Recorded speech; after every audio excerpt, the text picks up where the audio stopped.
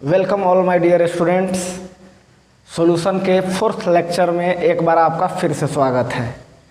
तो हम एक बार याद करा देते हैं आपको कि पिछले क्लास में क्या हुआ था। तो हम लोग क्वेश्चन कर रहे थे मोलारिटी पे।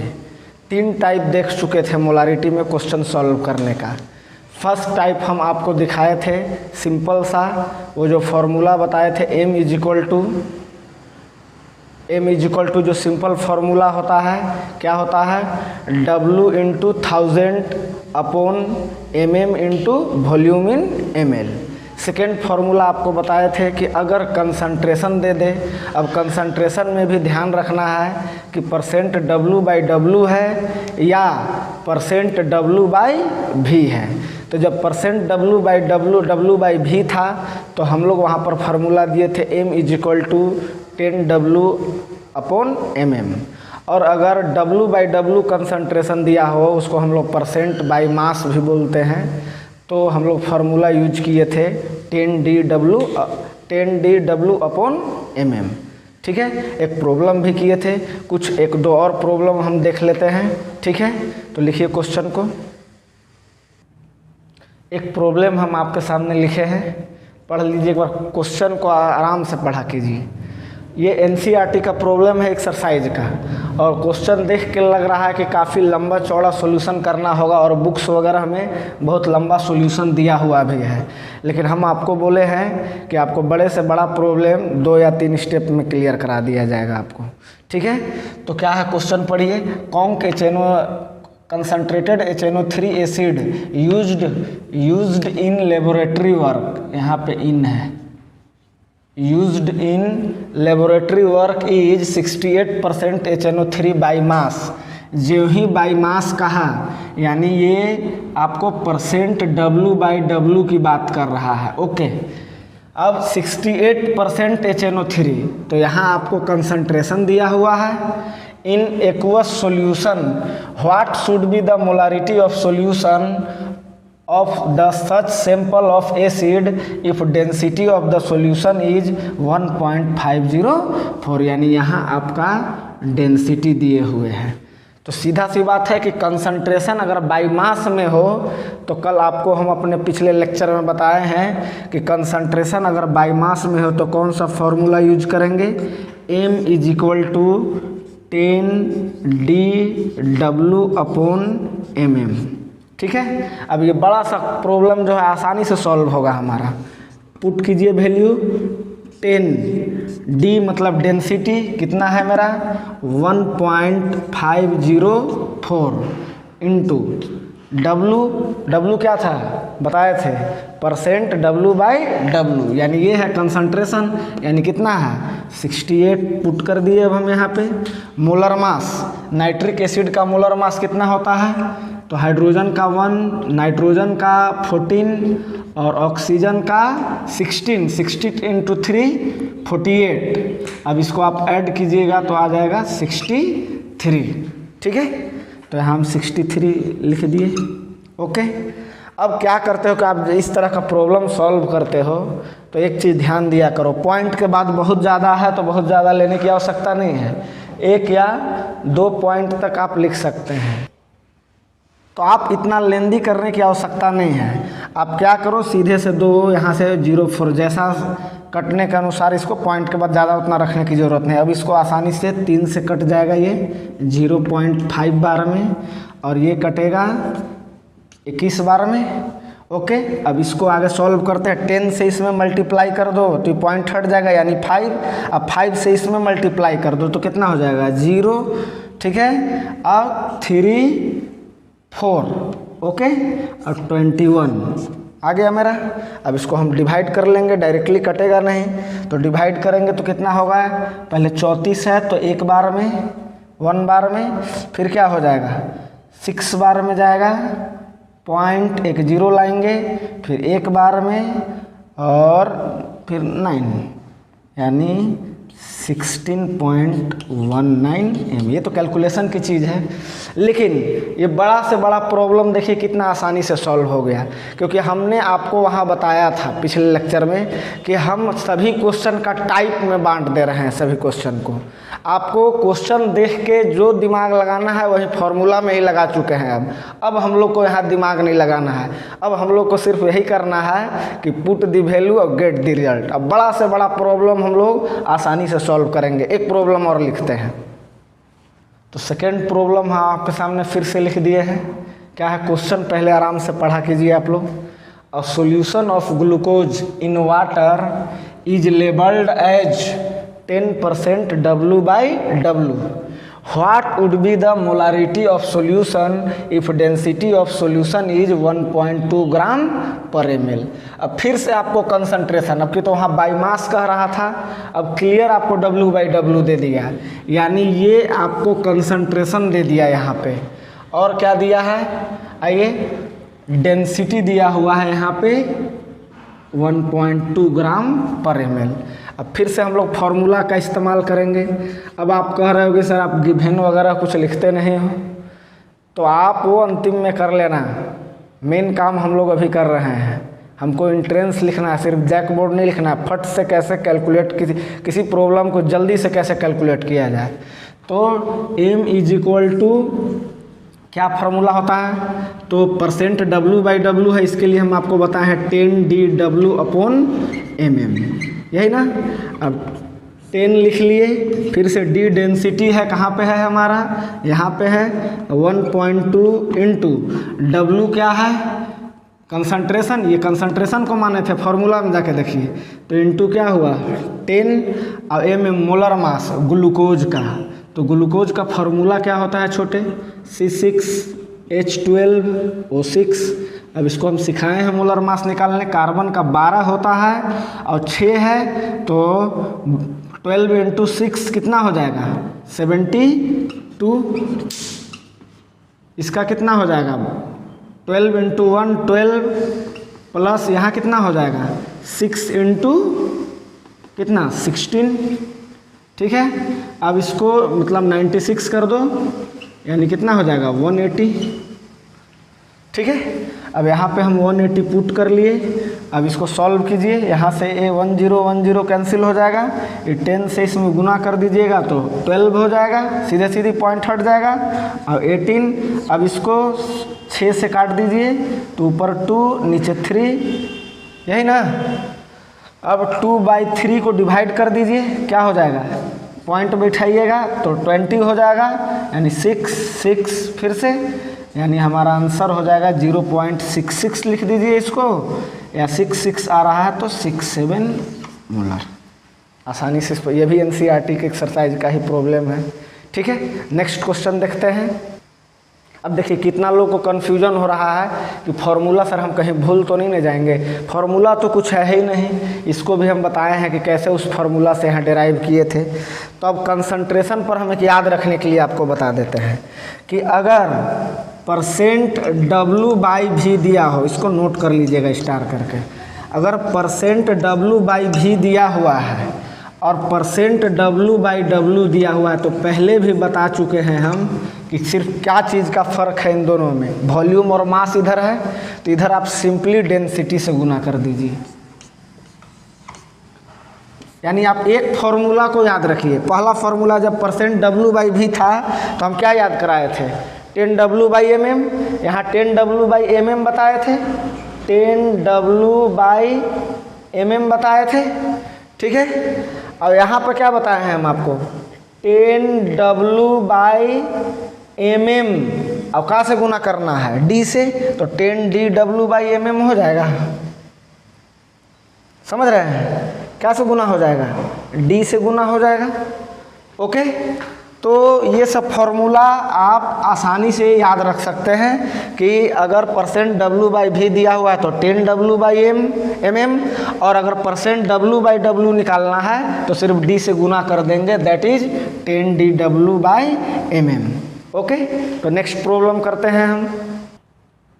प्रॉब्लम आपके सामने लिखा है, एक हम और अलग टाइप का क्वेश्चन दे दिए पीछे वाले से ही, 30 ग्राम ऑफ यूरिया आ जाइए। जैसे ही आया इसका फॉर्मूला आपको पता होना चाहिए। 30 gram of urea is dissolve in sufficient water. अब यहाँ देखिए, यहाँ पे कुछ बात छुपा हुआ है। अब आपको ये सर आप कैसे डिसाइड करोगे कि which one is solute, which one is solvent. Okay, तो आप ये सब कैसे क्लियर करोगे? तो ये सब क्लियर करने की कह दिया सफिशिएंट वाटर, मतलब 30 ग्राम यूरिया को घुलने में जितना पानी की आवश्यकता पड़ेगा।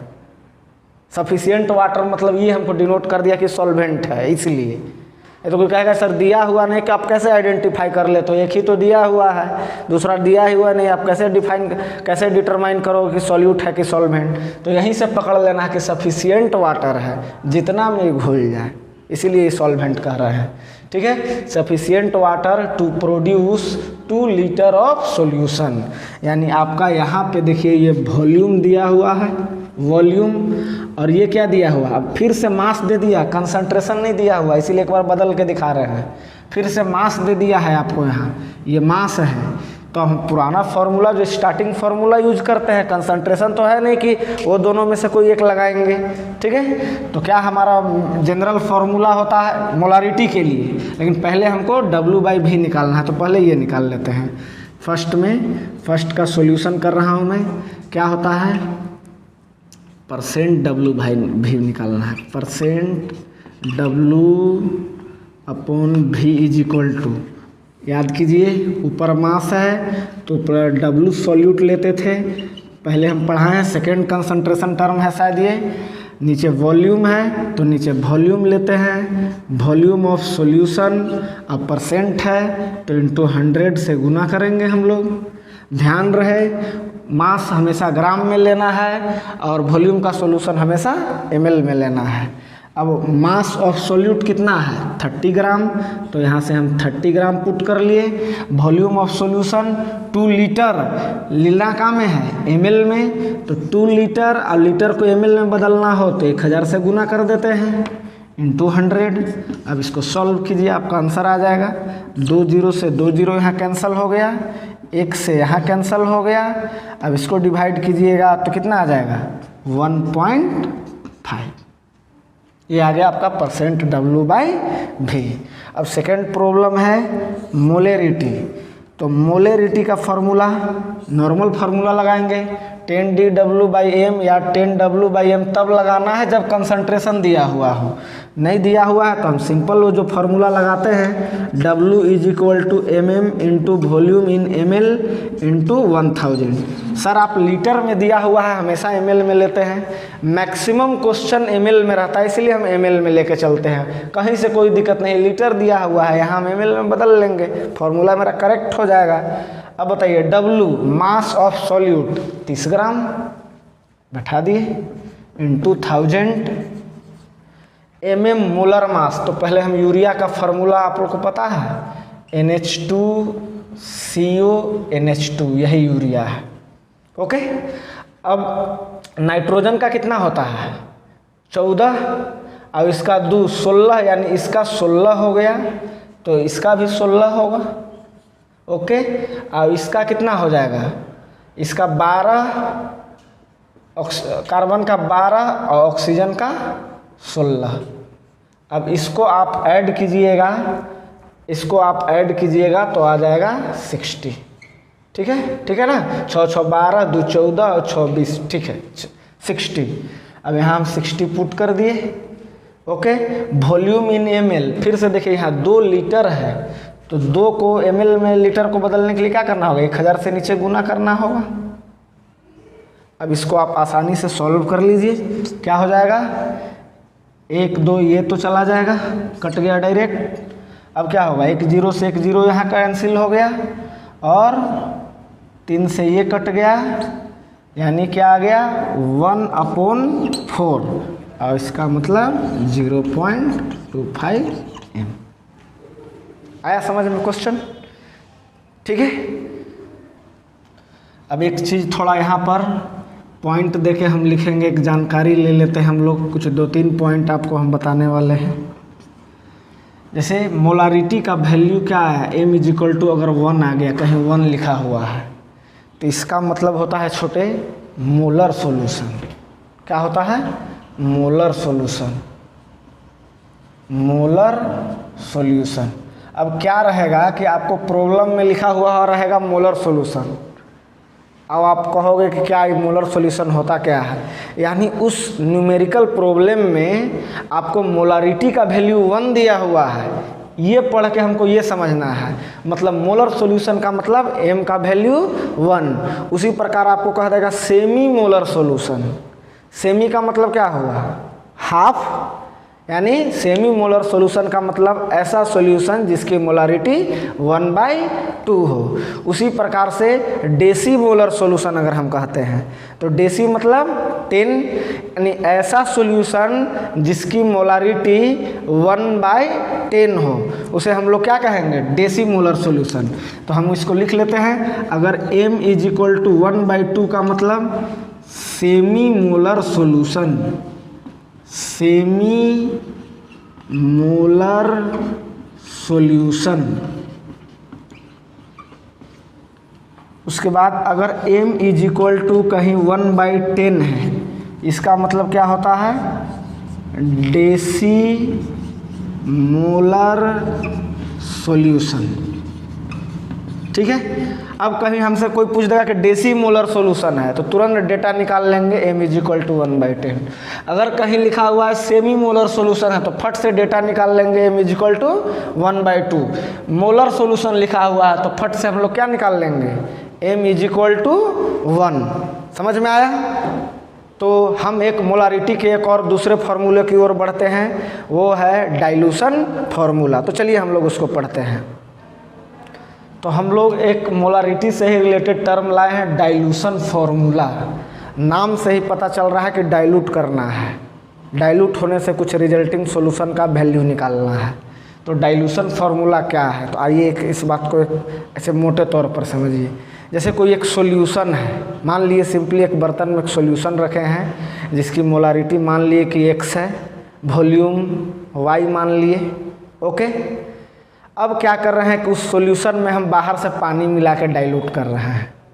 तो पानी जब जैसे ही मिलाए हम तो क्या होगा? पहला चीज़ क्या देखिएगा कि वॉल्यूम बढ़ेगा। अरे बढ़ेगा ना, वॉल्यूम बढ़ेगा और मोलारिटी क्या होगा? घटेगा, क्योंकि मोलारिटी और वॉल्यूम में उल्टा रिलेशन होता है। क्योंकि मोलारिटी बराबर क्या फार्मूला पढ़े हैं आप? ऊपर मोल्स ऑफ सॉल्यूट और नीचे वॉल्यूम इन लीटर, यही ना। तो आपसे प्रॉब्लम क्या कहता है? प्रॉब्लम आपसे ये पूछता है कि एक सॉल्यूशन है जिसकी मोलारिटी मान लिए कि x है और वॉल्यूम y है। अब इसमें हम पानी मिला दिए तो एक नया सॉल्यूशन को तैयार कर दिए। ठीक है। तो क्वेश्चन प्रॉब्लम आपको ये कह देगा कि डाइल्यूट करने के बाद सपोज करो पानी मिलाने के बाद इसका जो वॉल्यूम है वो z हो गया है, तो बताइए सेकेंड सॉल्यूशन की मोलारिटी क्या होगी? क्वेश्चन समझे होंगे। ये पहले हम आपको थ्योरेटिकली समझाए, अब यहाँ समझिए। जैसे हमने एक यहाँ पे सॉल्यूशन ले लिया, एक सॉल्यूशन यहाँ ले लिया, ये सॉल्यूशन 1 है, सॉल्यूशन फर्स्ट मान रहे हैं इसको हम, और ये है सॉल्यूशन सेकेंड जो आफ्टर डाइल्यूशन बनेगा। क्या कर रहा है कि पहले सॉल्यूशन 1 का हम आपको डिस्क्रिप्शन दे दें। मान लिया हमने क्या कि वॉल्यूम ऑफ सॉल्यूशन जो है, वॉल्यूम ऑफ सॉल्यूशन जो है वो आपको V1 मान लिया हमने, और मोलारिटी ऑफ सॉल्यूशन जो है, मोलारिटी ऑफ सॉल्यूशन को हमने M1 मान लिया। ओके। अब कुछ number of moles of solute भी होगा तो हम उसको मान ले रहे हैं number of moles of solute को सपोज करो हमने मान लिया N1। ठीक है। अब क्या कर रहे हैं? डाइल्यूशन कर रहे हैं। डाइल्यूशन कैसे कर रहे हैं? तो सपोज करो हम कि इसमें वाटर ऐड किए हैं, वाटर मिला के इसको हम डाइल्यूट किया है हमने इसको। ठीक है। अब जब पानी मिलाइएगा तो पहला चेंजिंग इस सॉल्यूशन के बाद इसमें क्या होगा कि वॉल्यूम बढ़ेगा, पानी डालेंगे तो सॉल्यूशन सेकेंड का वॉल्यूम ऑफ सॉल्यूशन मैं मान लेता हूँ, वॉल्यूम ऑफ सॉल्यूशन जो है वो हम मान लिए कि V2 है। ओके। अब क्या, मोलारिटी ऑफ सॉल्यूशन। अब पहले ये देखना है कि मोलारिटी में चेंजिंग आएगा कि नहीं आफ्टर डाइल्यूशन। तो बिल्कुल आएगा ना छोटे। फॉर्मूला आप क्या जानते हैं, फॉर्मूला पढ़े हैं, मोलारिटी का क्या जाने हैं, m इज इक्वल टू क्या, ऊपर नंबर ऑफ मोल्स यानी n, जिसको W/mm लिखता था तुम, और नीचे वॉल्यूम। ठीक है, तो n/v। आप कह रहे हो कि मैं वॉल्यूम को बढ़ा रहा हूँ, इसको बढ़ा रहा हूँ नीचे वाले को, तो ये भी ना चेंज आएगा, यानी कि घटेगा, यानी मोलारिटी भी चेंज होगा सेकेंड सॉल्यूशन का। तो सपोज करो कि हमने यहाँ पे मान लिया, यानी हमारा क्लियर कट क्या हो कि वॉल्यूम इंक्रीज करेगा, वॉल्यूम इंक्रीज करेगा, वॉल्यूम इंक्रीज करेगा तो मोलारिटी डिक्रीज करेगा। यहाँ पे हम लिख लिए इसको। ठीक है, तो मान लिया हमने इसका कि मोलारिटी ऑफ सॉल्यूशन कितना है, m2। अब मोल्स ऑफ सॉल्यूट क्या होगा, मोल्स ऑफ सॉल्यूट n1 माने थे, यहाँ क्या होगा n2। क्या ये डिफर करेगा number of moles of solute?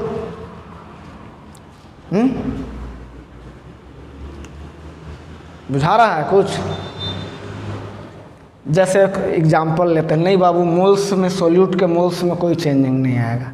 जैसे हम 1 लीटर वाटर लिए हैं, ओके, अब उसमें हम 10 ग्राम सुक्रोज मिला दिए, चीनी 10 ग्राम चीनी मिला दिए हैं उसमें। अब उसमें क्या कर रहे हो कि उधर से 1 जग पानी उसमें और डाल दिया तुम, तो क्या चीनी 10 ग्राम से 11 ग्राम हो जाएगा कि 12 ग्राम हो जाएगा? 1 जग और पानी उसमें तुम मिला दिया, खूब वॉल्यूम बढ़ा रहा है या घटा रहा है? क्या चीनी के मास में कोई प्रभाव पड़ेगा? तो जब चीनी के मास में प्रभाव नहीं पड़ेगा तो मोल में भी प्रभाव नहीं पड़ेगा, क्योंकि नंबर ऑफ मोल बराबर क्या होता है, मास बटा फॉर्मूला वेट। ओके, यानी n1 n2 यहाँ मानना उचित नहीं है, बिकॉज डाइल्यूशन के बाद नंबर ऑफ मोल्स में कोई प्रभाव नहीं पड़ेगा, यानी कि ये क्या रहेगा, कांस्टेंट रहेगा। यहाँ तक कोई दिक्कत है तो बताइए। अब इसके लिए आप मोलारिटी का फॉर्मूला लगाइए। क्या होता है मोलारिटी का formula, n is equal to क्या होता है, ऊपर मोल्स और नीचे वॉल्यूम, यही ना, m इज इक्वल टू, यही ना।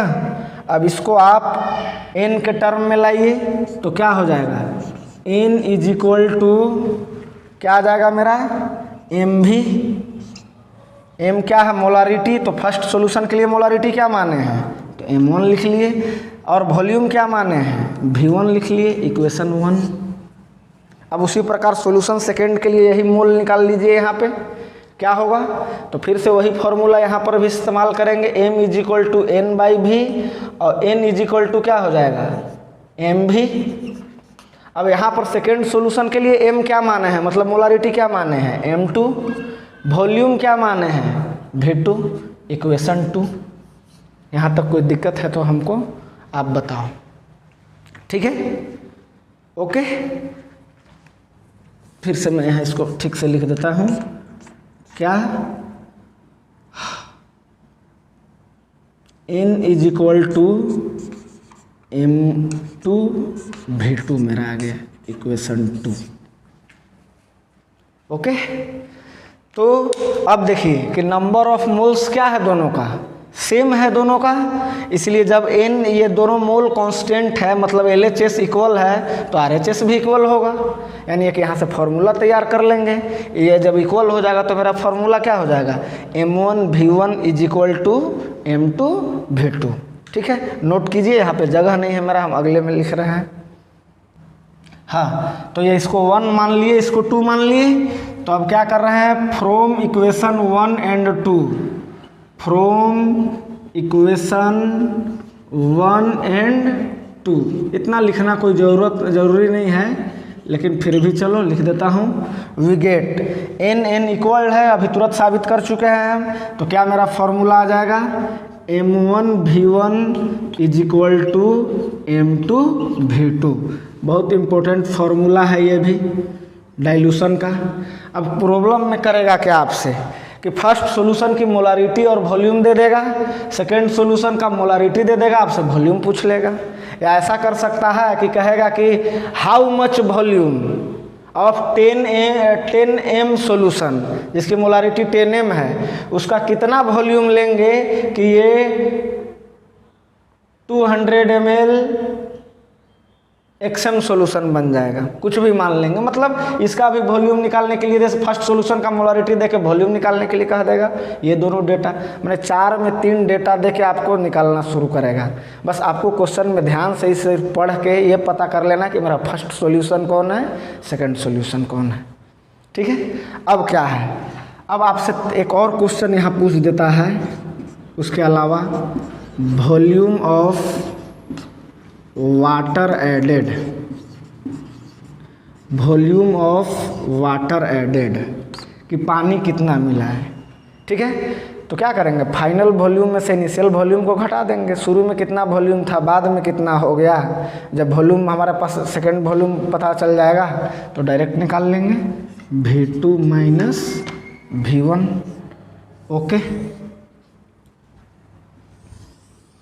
चलिए एक क्वेश्चन लिखते हैं इस पर। प्रॉब्लम आपके सामने है, एक बार फिर से हम याद करा दें। फॉर्मूला क्या बताए अभी हम, M1 V1 is equal to M2 V2, और अगर वॉल्यूम ऑफ वाटर निकालना हो तो सिंपल सही V2 माइनस V1, यही ना। तो एक प्रॉब्लम सामने लिखा हुआ है, इसको एक बार हम रीडिंग देते हैं। How much volume of 10m HCl solution should be diluted to prepare 2 liter of 5m HCl solution। how much volume मतलब कितना volume of 10m HCl solution should be diluted, मतलब 10m, m मतलब molarity कह रहा है कि ये क्या दिया हुआ है, ये मोलारिटी दिया हुआ है। मोलारिटी कैपिटल M मतलब मोलारिटी होता है, आप भी जानते हो। ठीक है, मतलब कह रहा है 10m HCl सॉल्यूशन का कितना वॉल्यूम को डाइल्यूट करेंगे कि जो नया सॉल्यूशन तैयार होगा वो 2 litre of 5m HCl solution बनेगा। यानी आपको सेकेंड सॉल्यूशन का वॉल्यूम और मोलारिटी दोनों दिया हुआ है, और फर्स्ट सॉल्यूशन का भी मोलारिटी दिया हुआ है।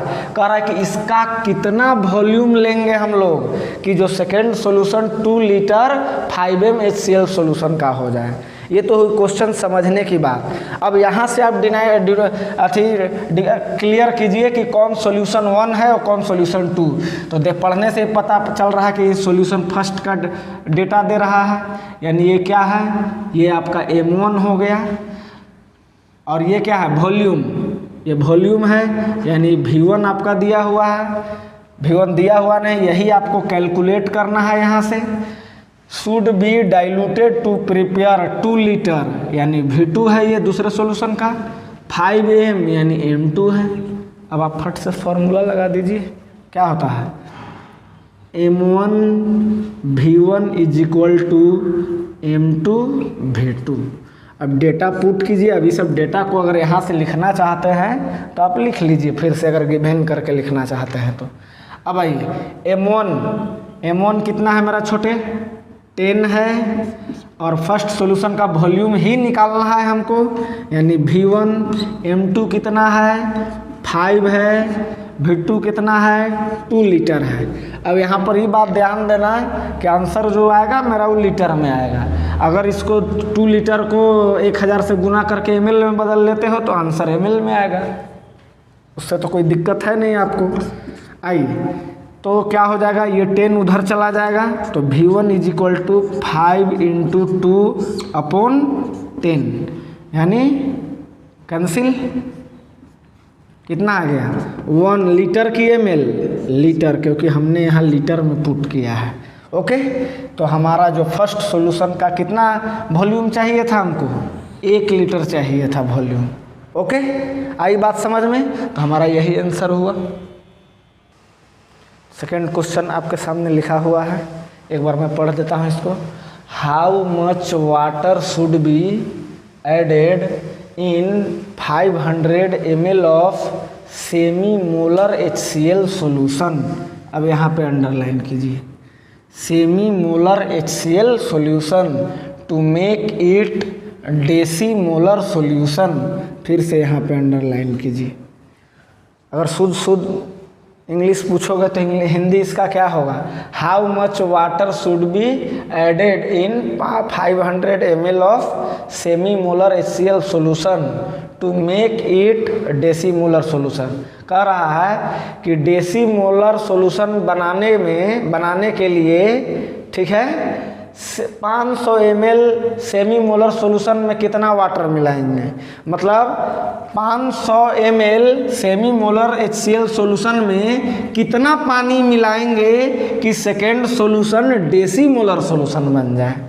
समझ में आया। अब यहाँ से डेटा आइडेंटिफाई करना चाहिए, यानी वॉल्यूम ऑफ वाटर एडेड पूछ रहा है तो डेटा निकालना शुरू कीजिए। पहले तो आपको सेमी मोलर सोल्यूशन का मतलब हम आपको कुछ बताए हैं, ये क्या है, मोलारिटी है, यानी सेमी मोलर का मतलब कितना, 1/2। सेमी मोलर का मतलब कितना हो गया कि m दिया हुआ है और कितना है वो 1/2। अब फर्स्ट सॉल्यूशन का है कि सेकेंड सॉल्यूशन का, ऑफ कोर्स फर्स्ट सॉल्यूशन का है, इसलिए m1 हो गया। 500 ml क्या दिया हुआ है, वॉल्यूम दिया हुआ है, यानी ये क्या हो गया, V1 हो गया। अब आइए, to make it decimolar solution, डेसीमोलर का मतलब यहाँ भी मोलारिटी दिया हुआ है और डेसी का मतलब क्या होता है 1/10, यानी ये क्या दिया हुआ है m1 तो दे m2 है ना। और आपको अब निकालना है कि वॉल्यूम ऑफ वाटर एडेड, तो वॉल्यूम ऑफ वाटर एडेड का फार्मूला क्या बताए हैं, V2 माइनस V1। V1 आपके पास देखिए यहाँ क्वेश्चन में है, V2 पहले निकालना पड़ेगा और निकाल के फिर हम लोग V2 माइनस V1 कर लेंगे, क्योंकि सेकेंड सोल्यूशन का V2 नहीं दिया हुआ। एकदम आराम से क्वेश्चन पढ़िए और सॉल्व कीजिए। क्या होता है formula, m1 V1 is equal to m2 V2। अब m1 देखिए 1/2 दिया हुआ है, V1 500 ml है छोटे, m2 डेसीमोलर का रहा है, यानी 1/10 इंटू V2। ओके, अब यहाँ से हम लोग V2 कैलकुलेट करते हैं, 1/10 इधर आ जाएगा, यानी 1/10 इंटू 500 इंटू इधर आएगा तो 10 इज इक्वल टू V2, यानी क्या हो जाएगा मेरा, ये क्या हो जाएगा 5000, 10 से गुना कर दीजिएगा तो, और 2 से डिवाइड करो ना, 250, अब गुना हो जाएगा तो मेरा क्या हो जाएगा, V2 जो है वो 250 ml। अब ऑप्शन 4 ऑप्शन ऑब्जेक्टिव में रहेगा और तुम इसको टिक करके आ जाएगा, हो जाएगा गलत। कैसे गलत हो जाएगा, क्योंकि आप अभी वॉल्यूम निकाल रहे हो, आपसे पूछा है वाटर कितना ऐड होगा इसमें, तो नीचे वो फॉर्मूला लिखेंगे कौन वाला, वॉल्यूम ऑफ वाटर एडेड, तो क्या हो जाएगा, क्या होता है V2 माइनस V1, यानी V2 मेरा कितना है छोटे 250 ml आया है, सॉरी 2500 ml आया है, माइनस V1 कितना था मेरा 500, यानी 500 इसमें से माइनस करेंगे, ठीक है, माइनस करेंगे तो कितना आ जाएगा मेरा 2000 ml, या इसी को हम लोग लिख सकते हैं 2 लीटर। ठीक है, अगला क्वेश्चन, एक और अच्छा सा प्रॉब्लम हम आपके सामने लिखे हैं। क्वेश्चन क्या है, calculate the volume of 80% H2SO4 by weight. H2SO4 solution यहाँ पर होगा, H2SO4 सॉल्यूशन, ठीक है, नहीं ठीक है, H2SO4 बाय वेट, ठीक है, बाय वेट का मतलब क्या, परसेंट W/W दिया हुआ है।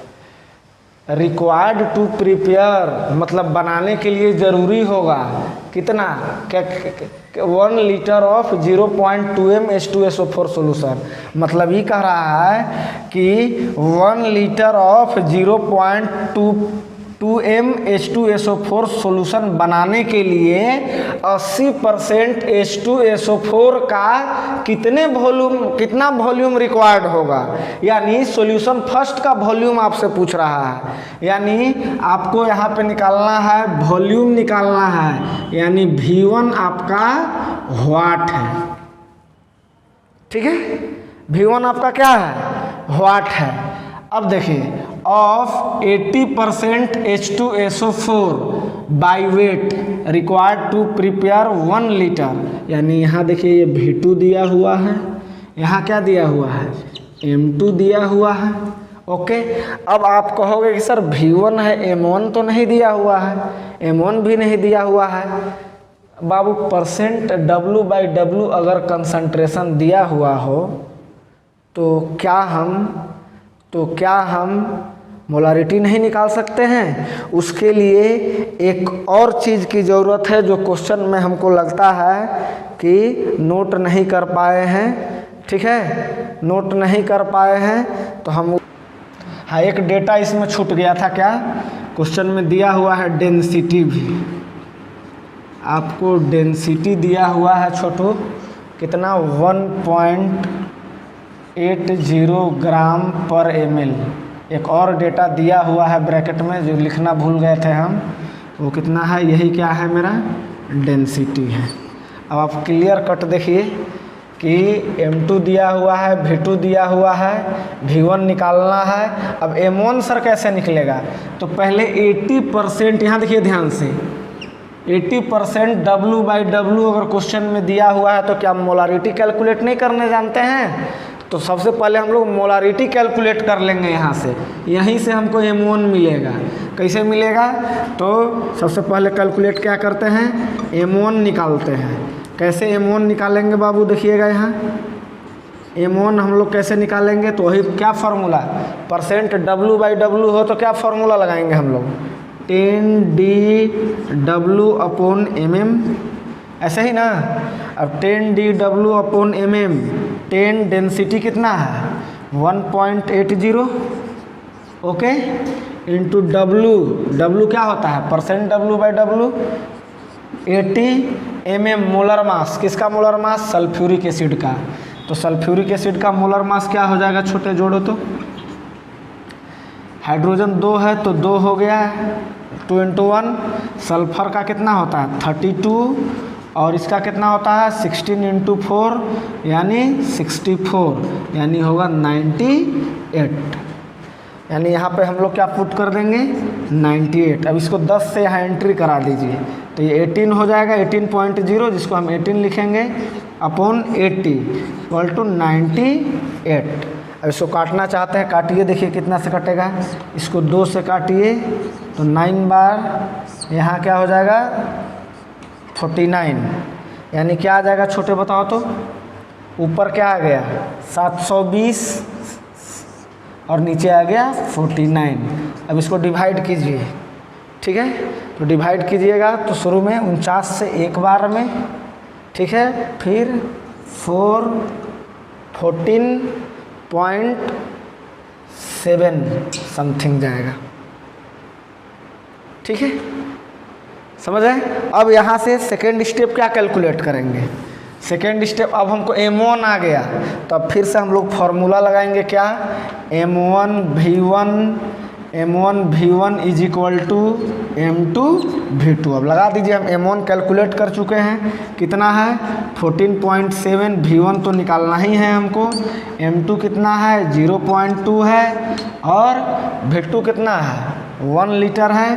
तो आप लीटर में ही अगर रखना, लीटर में नहीं रख सकते हैं यहाँ आप, क्यों, क्योंकि इस फॉर्मूला में अभी आपने देखा कि ml और ग्राम का प्रयोग किए हैं, इसीलिए जो एक दिया हुआ है 1 लीटर को पहले 1000 से गुना करके इसको कहाँ में बदल लेंगे, ml में बदल लेंगे, ओके।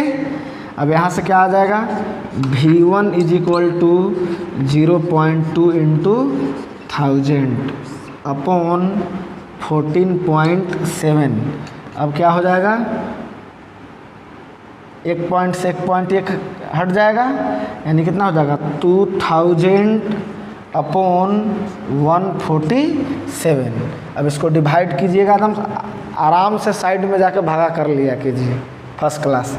तो ये आपको चला जाएगा 1360, ठीक है, 1360, यही आपका क्या हो जाएगा, वॉल्यूम का में लीटर में, ठीक है। नीचे लिख देता हूँ मैं इसको 1360 लीटर, सॉरी ml में, ठीक है। नेक्स्ट, ठीक है। तो आपको प्रॉब्लम समझ में आया होगा। मैं अपने स्टूडेंट से एक रिक्वेस्ट करूंगा कि आप लेक्चर 1 से आप घर में जाके बैठ के आराम से देखिए, सारा video line by line step by step देखिएगा। आप डायरेक्ट आके 4th वीडियो देखने लगिएगा तो कभी समझ में नहीं आएगा। अगर लेक्चर 1 से आपको पढ़िएगा तो एकदम बिल्कुल समझ में आएगा। और हम बहुत जल्द ऑनलाइन भी आने वाले हैं, तो डिस्कशन भी करेंगे। हम कम से कम 10 या 12 लेक्चर के बाद एक डिस्कशन क्लास करेंगे जिसमें आपको डाउट को क्लियर करेंगे। तो यहाँ तक आपको न्यूमेरिकल क्लियर हुआ। कल हम लोग पढ़ेंगे मोलारिटी ऑफ मिक्सिंग, और हम ये आपको कल मोलारिटी ऑफ मिक्सिंग पर बात करेंगे। और हमको विश्वास है कि आपको कुछ आज समझ में आया होगा। I hope you enjoyed this session. We will meet in next session. Till then, good bye.